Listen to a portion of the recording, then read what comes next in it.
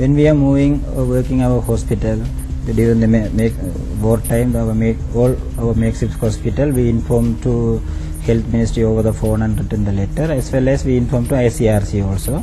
We maintain up to the final day, May 15th also, we inform where we are working. Twice a week or monthly we send a situation report to Health Ministry. We give all our hospital details and staff details and everything, and over the phone also we inform as much as possible. Despite the LTTE propaganda machinations propagating accusations of shelling of medical centres, in reality only one such occurrence was actually reported during the entirety of the conflict. This was in Puthukudi Hospital in February 2009. Yet Gordon Weiss is intent on pushing the LTTE lie. Perhaps Gordon Weiss is not lying. Maybe he was misled, just as he was misled about the civilian deaths. Either way, Gordon Weiss's reliable sources on the ground seem to have failed to mention that the LTTE deliberately moved command centres and artillery guns into hospital premises and no-fire zones. In Puthukudi Government Hospital, 2 cells fell within the premises of government hospitals, but at the time ICRC also there. But ICRC also confirmed. I spoke to one ICRC officer. He said LTT had a commanding center for their military operation very close to the within the 100 meter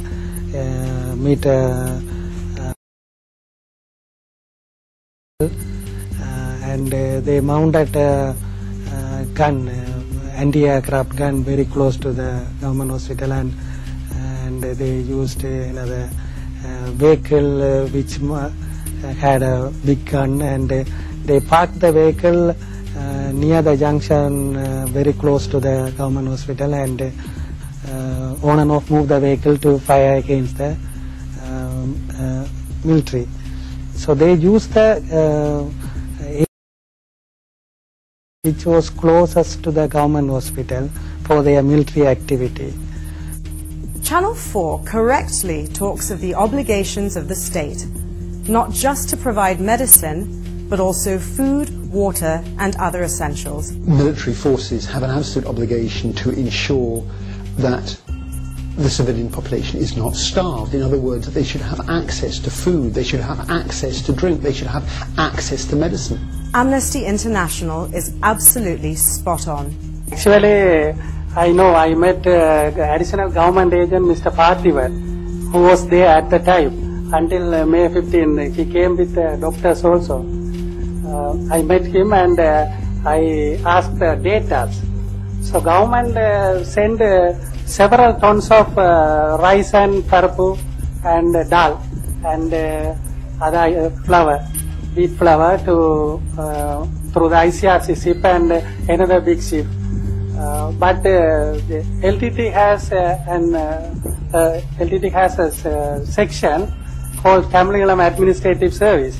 So that section has taken over major portion of the food. 8 times the government sent the medicine to that area, but few items were shortage, but reasonably we received the medicine and we treated up to the end to the publics, civilians as well as admitted cadres. For medical drugs and medical items, we was request to Health Secretary over the phone and by the written letter. They sent 8 times the medical item and other drugs by the ICRC. May 8 also we received a lot of medical items. That is enough for this those time. 2009 ஆண்டுக்குரிய மருந்துகள்ல கணிசமான மருந்துகளை நாங்கள் முன்கூட்டி 2008 எடுத்து விட்டோம். அடுத்த ஆண்டுக்குரிய முதல் காலாண்டுக்குரிய மருந்துல கூடிய மருந்துகளை எங்களுக்கு தந்திருந்தார்கள் டிசாஸ்டர் வெறுமன்றது. என்னுடைய வைத்தியசாலையில் நாங்கள் எந்த ஒரு மருந்தையோ எந்த ஒரு பொருட்களையோ விடாமல் இறுதி வரை ராணுவ வீரர்கள் வைத்தியசாலைக்கு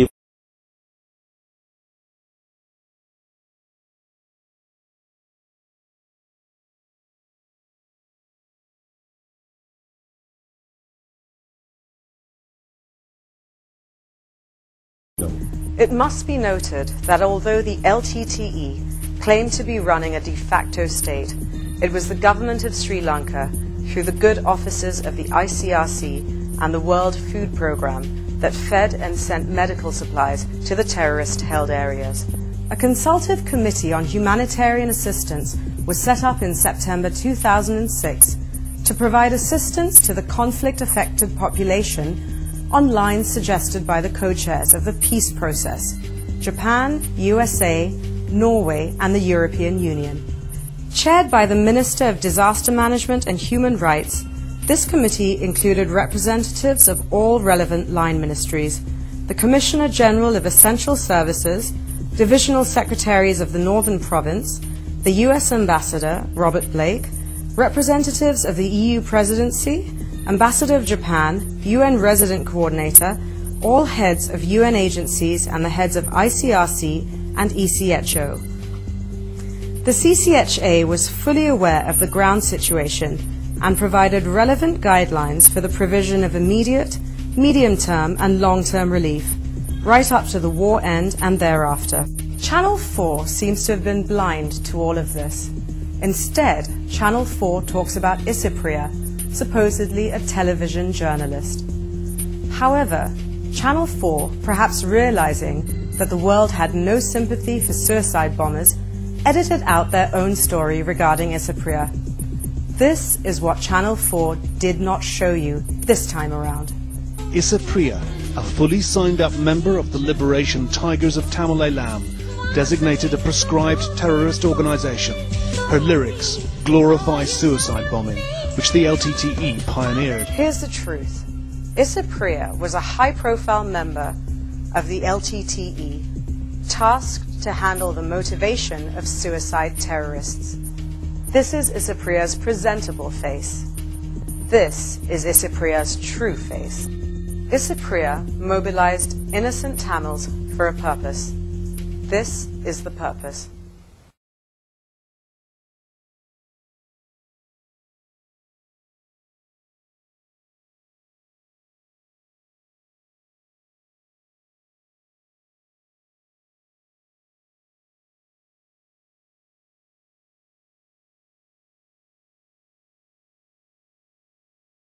Most countries fighting terrorism adopt a standard military procedure of searching for hidden weapons, suicide jackets and documents. Suspects are searched. Even the dead are searched and uniforms checked. In fact, it was after the disrobing of a dead bin Laden that US forces found information attached to his garments. In fact, no armed forces taking on terrorists today in any part of the world would do otherwise. Footage shown by Channel 4 only shows that high-profile LTTE operatives had died during the last battle. Another dead body, that of Ramesh. No mention of who this person was. For the record, T. Thurai Rajasingham, alias Ramesh, alias Romeo Sierra, was a senior LTTE military leader and the overall military commander in the Eastern Province. Here's a thumbnail version of his considerable curriculum vitae.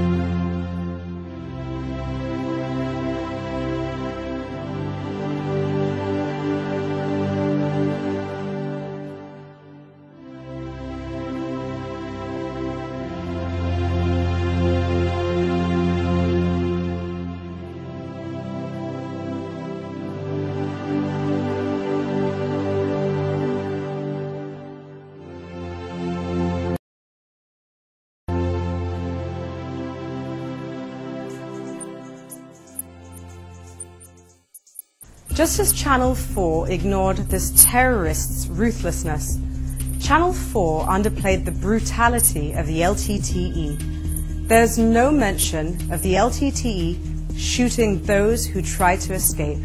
It was not a war without witnesses. The doctors saw. January 2009, people and ourselves, most of the doctors were frustrated, and we are frustrated what was happening there. And myself, I asked a lot of LTT second rank leaders, especially Politavan like that, to release the people, because LTT held the people forcefully. People want to move out from the LTT held areas to the government controlled areas, but they refused.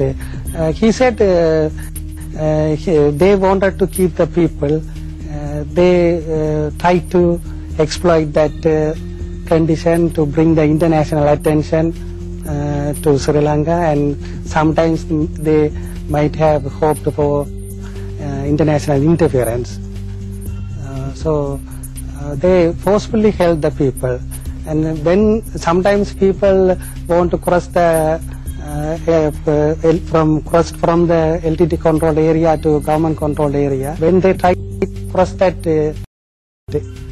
actually people has taken the risk to cross that lagoon to escape from the LTT held area.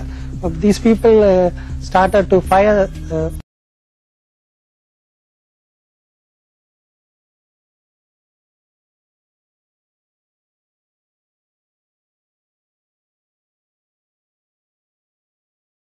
The civilians here were witness to all this. கிளிநொச்சியில் 84ஆம் ஆண்டிலிருந்து கிளிநொச்சியில் குடியிருக்கிறேன். இந்த கிளிநொச்சியில் இப்போ இந்த யுத்த காலங்கள் முழு காலமும் இங்கே தான் நான் சேவிச்சு கொண்டிருக்கிறேன். இங்கே நாங்கள் பலதரப்பட்ட செய்திகள் எல்லாம் நேர கண்ணால பார்த்தது செய்தது எல்லாம் எங்களிடம் நிறைய இருக்கு. ஆனால் இப்ப யுத்தம் முடிஞ்சு இப்ப ஏதோ நாங்கள் ஒரு சுமூகமான சூழல்ல வாழ்ந்து கொண்டிருக்கிறோம். முயற்சி செய்ய நான் கண்ணால பார்த்தன் மக்கள் தப்புறதுக்கு பல வழிகள்ல முண்டி அடிச்சு முயற்சி செய்தாங்க. முண்டி அடிக்கிறதுண்டா 1 மணிக்கு வந்து அந்த பண்டால ஏறி ஓடுறதுக்கு சனம் பெறும். அந்த நேரம் எல்லாம் சுடுவாங்க. சுட்டு அதுல செத்தவங்க எத்தனையோ பேர் செத்தவங்க இருக்காங்க. ஒரு நாள் நான் பார்த்தேன் கடற்கரையில, மாத்தளன் கடற்கரையில பிள்ளையார் கோயிலுக்கு நேரா பின்னால ஒரு பெரிய ஒரு இளந்தாரு 2 பேர் சுட்டு கடலால மோதுது. அவன் மீது ரத்தம் கடலுக்குள்ளால போகுது. சுட்டு போட்டாங்க. என்னன்னா அவன் கடலால தப்பி போக முற்பட்டான்னு சொல்லி. இப்படி மற்றது ஒரு இளைஞர் ஒரு அம்மாவை அடிச்சு கை முறிஞ்சது. அந்த அம்மாவுக்கு அடிச்சு போட்டு அந்த மாத்திரன் தப்புறதுக்கு தான் முயற்சி செய்தாங்க ஒழிய வேற ஒன்றும் செய்யல சனம் தப்புறதுக்கு. அதே நேரம் தப்பி போறதுக்கு முற்பட்ட 3 பேருக்கு மரண தண்டனை கொடுத்ததாங்க. மாத்திரன் கடைசி கட்டத்துல வாகனத்துல ஏத்தி அவர்களை முட்டை அடிச்சு அப்படி அந்த குறிப்பிட்ட எல்லைக்குள்ள சுத்தி காட்டி மக்களுக்கு முன்னால காட்டி மரண தண்டனை கொடுத்தவங்க. அவங்க என்ன செய்த குற்றம்? தப்பி தங்களோட உயிரை தப்பி வெளியில போறதுக்கு முற்பட்டாங்க. வெளியில தப்பி போறதுக்கு முற்பட்டது மரண தண்டனை கொடுத்தது. அந்த நேரம் அனௌன்ஸ் பண்ணி வாகனத்துல இருந்து அனௌன்ஸ் பண்ணி போட்டு. Among the civilians was an elected member of parliament. He was there until the end. He too saw it all. எனது பெயர் சதாசிவம் கனகரட்னம். நான் முல்லைத்தீவு மாவட்டத்திலே முள்ளியோலை கிராமத்திலே வாழ்ந்து கொண்டிருக்கின்றேன். நான் இந்த போராட்டம் துவங்கின காலத்திலே இருந்து இறுதி யுத்த